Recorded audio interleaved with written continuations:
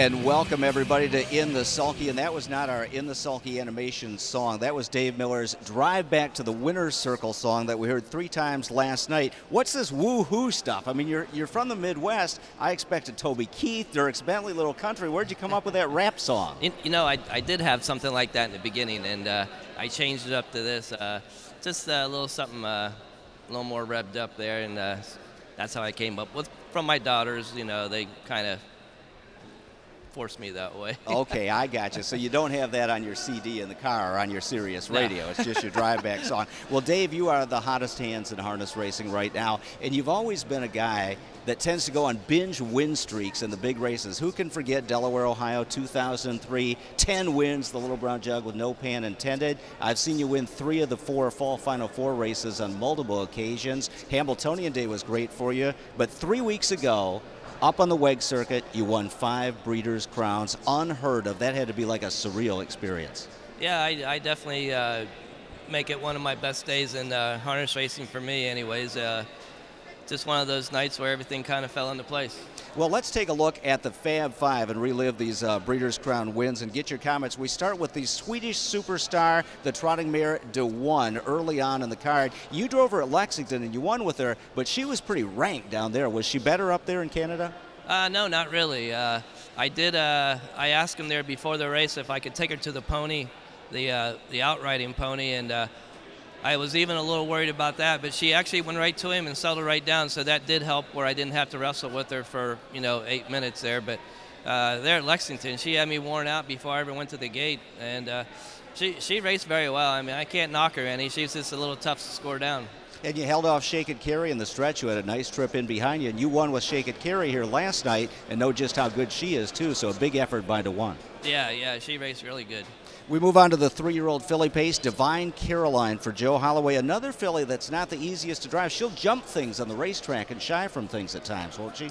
Yeah, she's gotten way better over the year. She was more like that at 2. This year, we started out racing her this year, and she was just doing okay. And Joe made a bridle change on her, and it made all the difference in the world in her. And that's when she started winning, and it couldn't have came at a better time.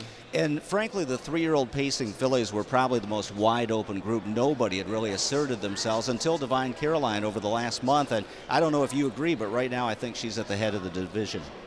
Yeah, I feel that way. I mean, she drew outside the other night in the matron, and she got beat. But she had a tough trip, and just things didn't work out for her. But from Lexington to the Breeders' Crown, she definitely dominated them.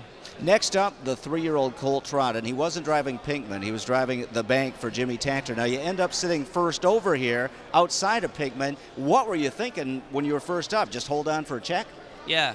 Around the last turn, we weren't going much. I had my horse grabbed up, and it looked like around the last turn that I was going to hold on for second. And through the stretch there, Yannick started asking his horse, and he didn't really respond, and I hadn't really asked my horse yet, and when I asked him, he trotted on by.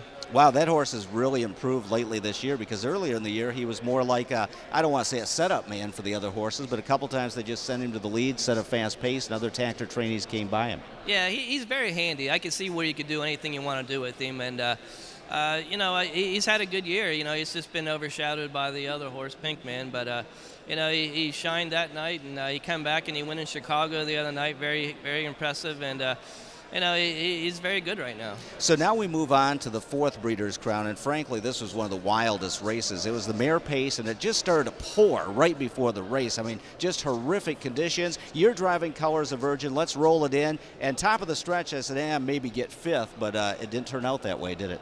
Yeah, they actually they set it up. They went big fractions on the lead. And like I said, it was raining pretty good, and the track was really favoring the closers by then. And she fought hard. I think she was going to get beat here, but John's filly made a break, and colors hung on there, so that was good. And what a tough filly, too. There's not much to her. She can't weigh, what, 650 pounds, but she sure does have a lot of try in her. Yeah, she does.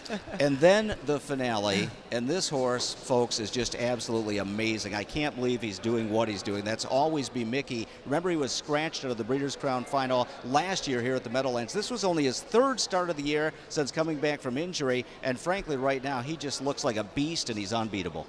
Yeah, he feels that way, too. He's come back really good this year. He impresses me with just the way he handles these horses, and I mean, they're good horses. And for a 4-year-old to come back with just a couple races under his belt, I mean, he impresses me. Now, you've been around a long time. This horse, next year at 5, if he comes back sound, could he be the first 145 pacer in the sport? I hate to jinx him or talk him up too much, but